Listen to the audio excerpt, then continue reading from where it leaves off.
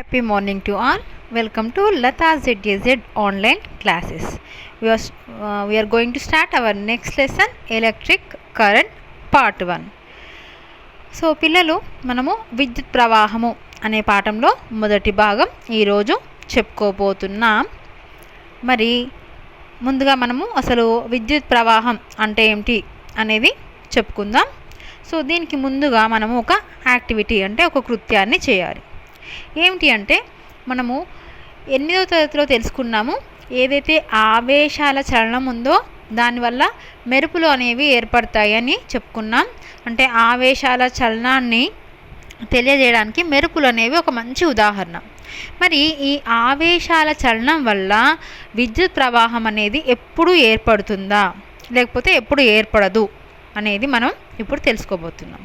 అంటే దీంట్లో మొదటగా మనం ఒక బల్బు, ఒక ఘటం అంటే బ్యాటరీ, స్విచ్ మరియు ఉష్ణబంధక పొర కలిగిన రాగి తీగలు తీసుకుంటున్నాం.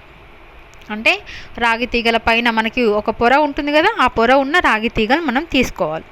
ఇప్పుడు వీటిని ఒక వలయంలో కలుపుతున్నాం, స్విచ్ ఆన్ చేస్తున్నాం. ఎలా మనకి తెలుసు, మనం 8వ తరగతిలోనే నేర్చుకున్నాం. ముందుగా బ్యాటరీ నుంచి స్విచ్ నుంచి మనము బల్బుకి కలుపుతాం. అవునా, ఈ విధంగా కలిపాం. ఇప్పుడు ఏం చేస్తున్నాం, స్విచ్ ఆన్ చేస్తున్నాం, బల్బును పరిశీలిస్తున్నాం. బల్బు వెలుగుతుందా? అవును, వెలుగుతుంది కదా, వెలుగుతుంది. ఇప్పుడు రెండో సందర్భం చూద్దాం.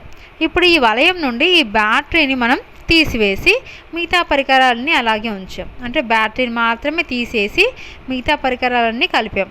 ఇప్పుడు బల్బు వెలుగుతుందా? మీకు తెలుసు, వెలగదు. ఎందుకు వెలగదు?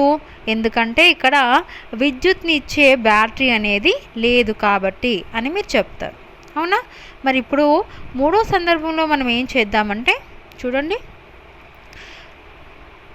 మనము మూడో సందర్భంలో ఏం చేస్తున్నామంటే ఈ రాగి తీగలకు బదులుగా నైలాన్ తీగలను ఉపయోగించి మళ్ళీ బ్యాటరీ, బల్బు, స్విచ్లను వలయంలో కలుపుతున్నాం. ఇప్పుడు స్విచ్ ఆన్ చేయండి, బల్బు పరిశీలించండి. బల్బు వెలుగుతుందా? వెలగదు అని మీరు ఆన్సర్ చెప్తారు. మరి మనకి ఈ ఒకటో సందర్భంలో మాత్రమే బల్బు వెలిగింది, రెండవ, మూడవ సందర్భాల్లో బల్బు వెలగలేదు. మరి కారణం ఏమిటి అంటే, రెండవ సందర్భంలో ఏమైంది, బ్యాటరీ మనం తీసేస్తాం. ఈ బ్యాటరీలో రసాయన శక్తి ఉంటుంది, ఇది విద్యుత్ శక్తిగా మారడం వల్ల బల్బు వెలుగుతుంది అని మీరు 7వ తరగతిలోనే నేర్చుకున్నారు. కాబట్టి బల్బు వెలగడానికి కావాల్సిన శక్తిని బ్యాటరీ అందిస్తుంది అని మనకు తెలుసు. కాబట్టి బ్యాటరీ తీసేసాం కాబట్టి రెండో సందర్భంలో బల్బు వెలగలేదు. మరి మూడో సందర్భంలో ఏం జరిగింది, వలయంలో బ్యాటరీ ఉంది కానీ నైలాన్ తీగలు అనేవి ఈ బ్యాటరీ నుండి బల్బుకు శక్తిని తీసుకుపోలేకపోయాయి. అంటే బ్యాటరీ నుండి బల్బుకు శక్తిని సరఫరా చేయడానికి ఈ వలయంలో ఉపయోగించిన పదార్థ స్వభావం అనేది ముఖ్య పాత్ర పోషిస్తుంది. అంటే ఏదైతే మనము శక్తి సరఫరా చేయడానికి ఉపయోగిస్తున్నామో పదార్థము, ఆ పదార్థము వాహకమై ఉండాలి. వాహకం అంటే ఏమిటి, బ్యాటరీ నుండి బల్బుకు శక్తిని సరఫరా చేయగలిగే పదార్థాన్ని వాహకము అని అంటాం. ఈ బ్యాటరీ నుండి బల్బుకు శక్తిని సరఫరా చేయలేని పదార్థాన్ని బంధకం లేదా అవాహకం అని అంటారు. చక్కగా అర్థమైంది కదా మీకు? ఎస్, మనం ఇంగ్లీష్ మీడియం స్టూడెంట్స్ కూడా ఒకసారి చెప్పుకున్న తర్వాత మళ్ళీ మీ దగ్గరికి వద్దాం. Okay, so children, here we're going to do an activity. In this activity we're going to take a bulb, a battery, switch and few insulated copper wires. So connect the end of the copper wires to the terminals of the battery through the bulb and switch. Now switch on the circuit and observe the bulb. What do you notice? Yes. So in second situation we have to remove the battery from the circuit and connect the remaining components to make a complete circuit. Again switch on the circuit and observe the bulb. Does the bulb glow? Yes. In first situation bulb is glowing, but in second not. So we are going to take the third situation. So replace the copper wires with nylon wires and connect the nylon wires to the terminals of the battery through a bulb and switch Now switch on circuit and observe the bulb. Does the bulb glow? So after doing this activity, we'll notice that bulb glows only in situation 1. So first of all, we taking the battery, switch and bulb. If you switch on this circuit, what will happen? The bulb is glowing. But in second situation, we remove the battery. After removing battery, we close the circuit, but bulb does not glow because of there is no battery. So battery is nothing but it stores the chemical energy, and that chemical energy converts into electric energy and makes the bulb glow. But in the third situation, we again take the battery, but we didn't take these copper wires. These are nylon wires. We take the nylon wires. That's why the bulb is not glowing. So why the bulb not glows in the third situation? Yes, because of the nature of the substance plays an important role in the transfer of energy from battery to bulb. So the material which transfers energy from battery to the bulb is called conductor, and the material which cannot transfer energy from battery to the bulb is called a non-conductor. So what is conductors and what are non-conductors? So conductors are nothing but which can transfer the energy, and non-conductors or insulators are nothing but the materials which cannot transfer energy. Okay, so now కాబట్టి ఇప్పుడు ఈ కృత్యం చేసిన తర్వాత మనకి బంధకము వాహకము అంటే ఏమిటో అర్థమైపోయింది కదా. మరి ఇప్పుడు ప్రతి పదార్థము, అన్ని పదార్థాలు బంధకాలుగా లేదా అన్ని పదార్థాలు వాహకాలుగా పనిచేస్తున్నాయా? పని చేయడం లేదు. మరి ఈ వాహకం అనేది ఎలా పనిచేస్తుంది? ఈ బ్యాటరీ నుంచి బల్బుకు శక్తిని ఎలా సరఫరా చేస్తుంది అనేది మనం ఇప్పుడు తెలుసుకుందాం. ఇప్పుడు మనకి లోహాల వంటివి వాహకాలుగా పనిచేస్తాయి. ఈ లోహాల వంటి వాహకాల్లో ఏముంటాయి?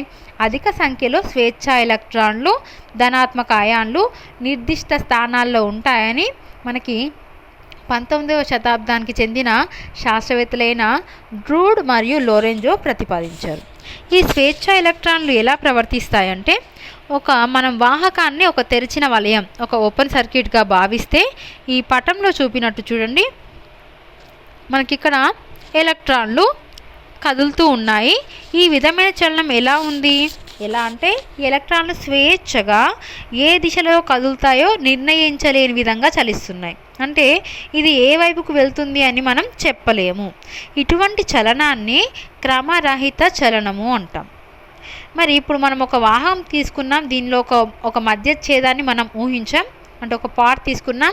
ఇప్పుడు ఒక సెకండ్ కాలంలో ఈ మధ్యఛేదాన్ని ఎడమ నుండి కుడికి దాటి వెళ్ళే ఎలక్ట్రాన్ల సంఖ్య అదే సెకండ్ కాలంలో ఇదే మధ్యఛేదాన్ని కుడి నుంచి ఎడమకు వెళ్ళే వాటి ఎలక్ట్రాన్ల సంఖ్యకు సమానంగా ఉంటుంది.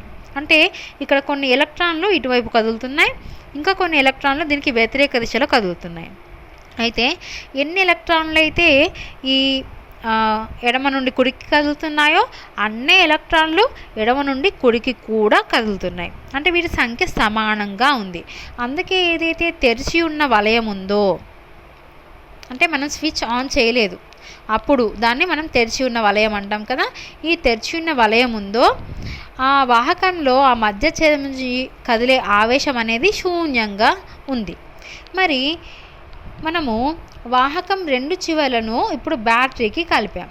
అంటే ఇది వాహకం, అంటే ఇది ఒక రాగి తీగ అనుకుందాం. ఇప్పుడు దీని నుంచి మనం బ్యాటరీ నుంచి స్విచ్కి, స్విచ్ నుంచి బల్బుకి కలిపాం. అంటే ఏదైతే ఇక్కడ మనము రాగి తీగ అంటున్నామో దాన్నే మనం ఇక్కడ దీనిలాగా తీసుకుంటున్నాం. ఇప్పుడు ఎప్పుడైతే దీన్ని మనం కలిపామో అప్పుడు ఏమవుతుంది చూడండి. ఇప్పుడు ఏమవుతుంది, ఈ వాహకం రెండు చివరలను మనం బ్యాటరీకి కలిపినప్పుడు ఏమవుతుందంటే ఈ బల్బు వెలుగుతుంది. ఈ బల్బు వెలగడానికి కారణం ఏమిటి? శక్తి సరఫరా. ఈ శక్తి సరఫరా కారణం ఏమిటి? ఈ ఎలక్ట్రాన్లు. ఇప్పుడు ఈ ఎలక్ట్రాన్లు ఏమవుతున్నాయి?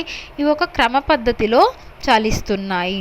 అంటే ఎలక్ట్రాన్లు ఒక క్రమ పద్ధతిలో ఒకే వైపుకి చలిస్తే ఈ వాహకంలోని మధ్య ఛేదాన్ని దాటి వెళ్ళే ఆవేశము, ఆ ఫలిత ఆవేశము ఎంతో కొంత ఉంటుంది. అంటే ఇప్పుడు సున్నా అవదు. అంటే ఈ ఎలక్ట్రాన్లు ఒక క్రమమైన పద్ధతిలో చలించడాన్నే మనం విద్యుత్ ప్రవాహము అంటున్నాం. అంటే విద్యుత్ ప్రవాహం అంటే ఏమిటి? ఈ ఆవేశాల క్రమచలనము అని మనం చెప్పవచ్చు. అంటే ఇప్పుడు మనకి విద్యుత్ ప్రవాహం అంటే ఏంటో తెలిసింది.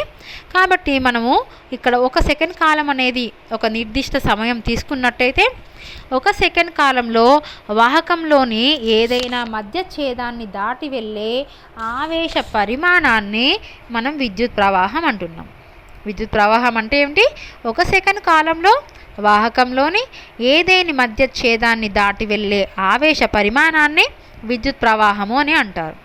ఈ టీ కాల వ్యవధి మనం తీసుకున్నట్టయితే, అంటే ఇక్కడ 1 సెకండ్ కాలంలో మనం టీ తీసుకున్నట్టయితే ఒక వాహకంలోని ఏదేని మధ్య ఛేదాన్ని దాటి వెళ్ళే ఆవేశం మనం క్యూ అనుకుంటే కనుక అప్పుడు 1 సెకండ్ కాలంలో ఆ వాహకంలోని అదే మధ్య ఛేదాన్ని దాటి వెళ్ళే ఆవేశం ఏమవుతుంది? మనకి Q/T అవుతుంది. అంటే మనకి ఇక్కడ విద్యుత్ ప్రవాహము విద్యుత్ ఆవేశము బై కాలము అనే సూత్రాన్ని మనం ఇక్కడ వచ్చింది మనకి.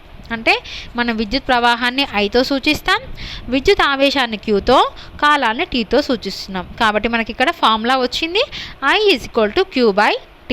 మరి ఈ విద్యుత్ ప్రవాహానికి SI ప్రమాణము యాంపియర్గా తీసుకుంటాం. ఈ యాంపియర్ని మనం Aతో సూచిస్తాం. 1 యాంపియర్ = 1 కూలుంబ్ బై 1 సెకండ్ అవుతుంది. అంటే ఆవేశానికి ప్రమాణం కూలుంబ్, కాలానికి ప్రమాణం 1 సెకండ్. కాబట్టి 1 కూలుంబ్ బై 1 సెకండ్ని మనం 1 యాంపియర్గా చెప్పవచ్చు. మరి ఈ విద్యుత్ ప్రవాహాన్ని మనం ఎలా కొలుస్తామంటే ఈ విద్యుత్ ప్రవాహాన్ని కొలవడానికి మనము అమ్మీటర్ అనే పరికరాన్ని ఉపయోగిస్తాం. ఈ అమ్మీటర్ని వలయంలో ఎప్పుడు కూడా మనం శ్రేణిలో మాత్రమే కలుపుతాం. ఓకే, మనం అమ్మీటర్తో కొలుస్తాం. దీని యొక్క ప్రమాణం యాంపియర్. దీన్ని మనం శ్రేణిలో కలుపుతాం.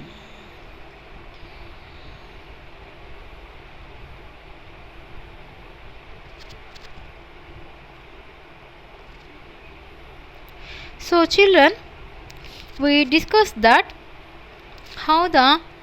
what are the conductors and what are the non-conductors. So now we discuss how the conductor is working. So first of all, you have to find what is electric current. Wait a minute. So how does the conductor transfer the energy from source to bulb? So let us discuss what is electric current. In 19th century, Drude and Lorenzo these scientists proposed that conductors like metals contain a large number of free electrons while the positive ions are fixed in their locations. So this arrangement of the positive ions is called lattice. So what is lattice? The arrangement of the positive ions is called lattice. So now understands the behavior of electron in lattice space. Assume that this is a conductor in an open circuit. The electrons move randomly in a lattice space of conductor as shown in this figure. So when the electrons are in random motion, they can move any direction. We cannot say that which directions where they are moving. So hence, if you imagine any cross section, the number of electrons crossing the cross section of a conductor from left to right in 1 second is equal to that of electrons passing the cross section from right to left in 1 second. So these are equal electrons are passing from left to right and right to left. So the net charge moving along the conductor will be 0.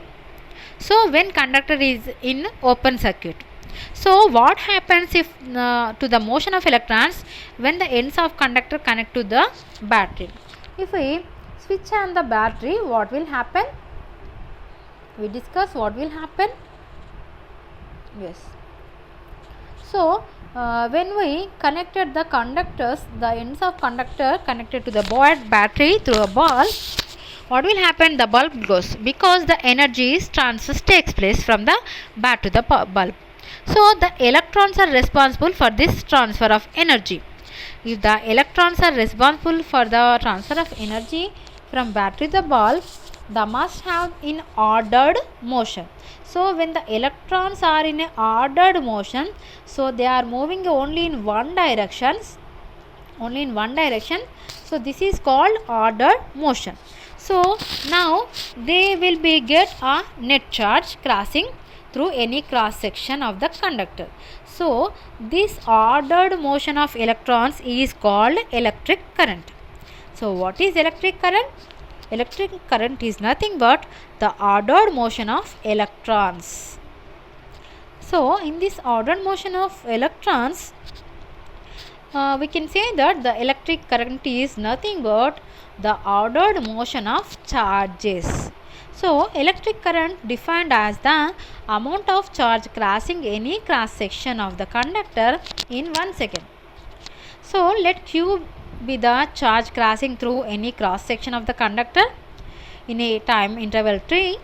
Then the amount of charge crossing through that cross section in 1 second, that is Q by T. So therefore electric current is equal to electric charge by time interval. So simply we can say that I equal to Q by T. Here electric current indicated by I and electric charge indicated by Q and time is indicated by T. So I equal to Q by T. So if you take the SI unit of electric current, that is ampere. Ampere denoted by A. So 1 ampere equal to 1 coulomb by 1 second. So coulomb is the unit of electric charge and second is a unit of time. So 1 coulomb is equal to nothing but 6.625 into 10 to the power of 18 electrons. So 1 ampere is equal to 1 coulomb per second. Okay. So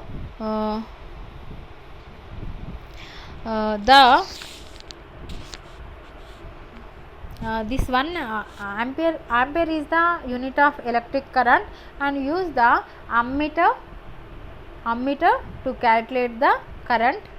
Ammeter. This ammeter always we connect in a series connection in a circuit. So the apparatus we using to measure the current, that is ammeter. We connect the ammeter always in a series connection. Okay. So this is our lesson. In this I am giving you some questions. You have to write the answers. Okay.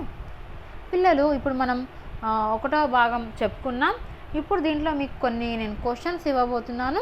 వాటికి answers కూడా మీకు ఇక్కడే లభిస్తాయి, చూసి రాయండి. Okay. ఏమిటి క్వశ్చన్లు అంటే, మొదటి క్వశ్చను,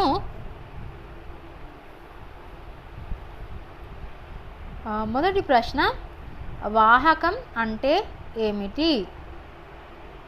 బంధకం అంటే ఏమిటి? ఇది చూడండి, ఇది చాలా ఇంపార్టెంట్. మనకి ఇక్కడ ఉంది వాహకం అంటే ఏమిటి అండ్ బంధకం అంటే ఏమిటి, అవునా?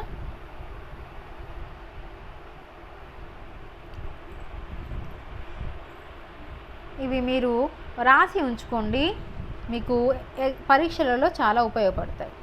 దీంట్లో వచ్చిన మనకి ఇంపార్టెంట్ క్వశ్చన్, వాహకం అంటే ఏమిటి, బంధకం అంటే ఏమిటి, ఆ తర్వాత చూడండి ఇక్కడ మనకి ఏమొచ్చింది,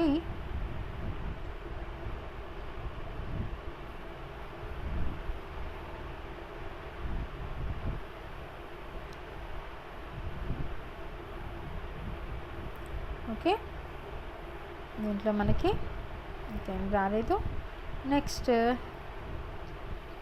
ఎస్, ఇక్కడ మనకు వచ్చింది విద్యుత్ ప్రవాహం అంటే ఏమిటి?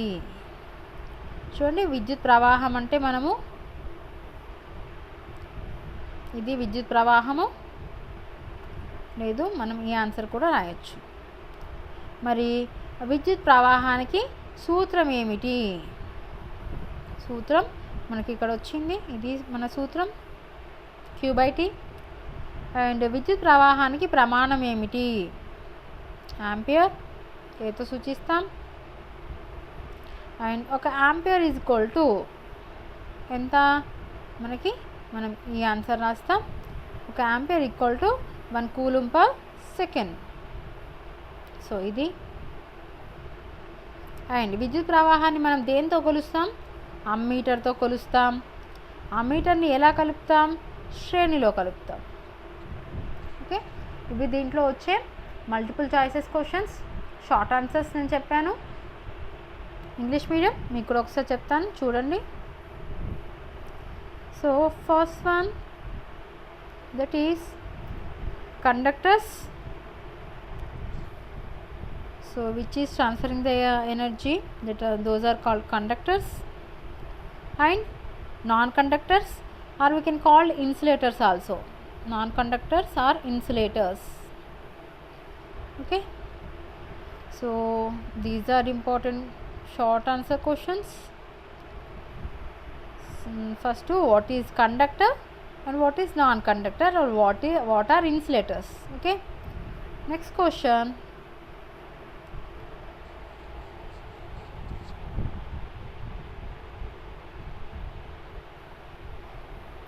Yes, next question is, what is electric current?